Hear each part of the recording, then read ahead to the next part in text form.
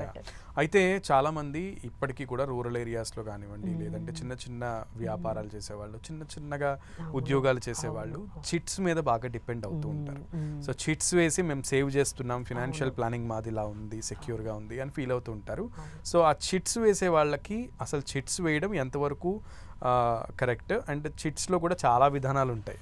So అసలు chits ఎంతవరకు నమ్మశక్యమైనటువంటి ఒక సేఫ్ బాండ్ అంటే? సో ఫస్ట్ థింగ్ ఏంటంటే ఈ చిట్స్ వల్ల ఫైనాన్షియల్ గోల్స్ ఏమి ఫుల్ఫిల్ అవ్వవు. ఎందుకంటే ఎవ్రీ 3 monthsకి మనీ వస్తుంది. ఆ 3 months ఆ టైంలో ఏ డిమాండ్స్ ఉంటే అవి అయిపోతాయి మనీ. అవును, ఇప్పుడు 3 lakhs వస్తాయి, ఇంట్లో ఏదో ఫంక్షన్ పెడతారు, ఆ 3 lakhs అయిపోతాయి. లేకపోతే ఇంట్లో ఏదో గోల్డ్ కొనమని అంటారు, ఆ 3 lakhs అయిపోతాయి. మళ్ళీ కష్టపడి మళ్ళీ మీరు ఒక చిట్ వేస్తారు, మళ్ళీ ఆ టైంకి ఇంట్లో ఏవో ఒక నీడ్స్ కనపడతాయి, వాటికే వాడతారు. మరి అసలు గోల్స్ వరకు వెళ్ళదండి. చిట్స్తో ప్రాబ్లం ఏంటంటే it will never reach the end goal.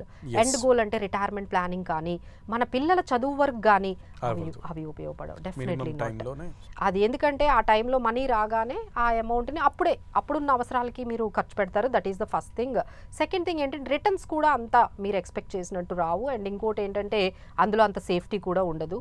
ఎందుకంటే ఇప్పుడు చాలా చూస్తున్నాం కదండి, ఆ చిట్ అమౌంట్ని తీసుకొని వాళ్ళే మీకు ఇంట్రెస్ట్ ఇవ్వడము, మళ్ళీ మీరు డబ్బులు అక్కడే రొటేషన్, మిమ్మల్ని మనీ తీసుకొని ఇవ్వకుండా మీ దగ్గర నుంచే రొటేషన్. ఒకేసారి 10-15 lakhs అవ్వగానే then they will say that something wrong has happened.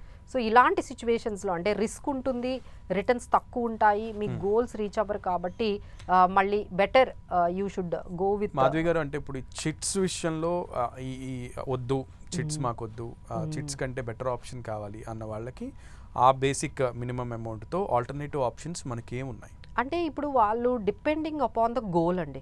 పిల్లల చదువు కోసమా, లేకపోతే రిటైర్మెంట్ కావాలి, లేదు అంటే ఇల్లు కట్టించుకోవడానికి అనేది ఫస్ట్ క్లారిటీ.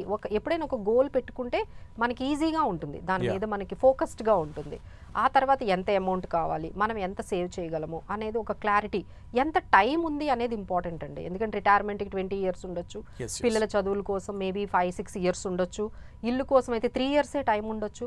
సో ఈ టైంలో మనం ఎంతవరకు మనం ఎలాంటి ప్రోడక్ట్ తీసుకుంటే బాగుంటుంది అనేది ఎప్పుడైతే లాంగ్ టర్మ్ ఉందో ఖచ్చితంగా మీరు ఈక్విటీకి వెళ్ళాలి. సో మిడిల్ క్లాస్ ఫ్యామిలీస్ చాలామంది, మాధవి గారు, ఆస్తులు సంపాదించడం పక్కన పెడితే పిల్లల చదువులు చదివించడం అనేది ఇప్పుడు చాలా పెద్ద బర్డెన్. చాలా అండి. సో అది ఒక పెద్ద ఇన్వెస్ట్మెంట్. అవునండి, నిజం చెప్పాలంటే పిల్లలకి ఆఫ్టర్ 10th అయితే ఇంకా అసలు చాలా అంటే ఎవ్రీ ఇయర్కే 20 lakhs 30 lakhs కావాలి. అవును.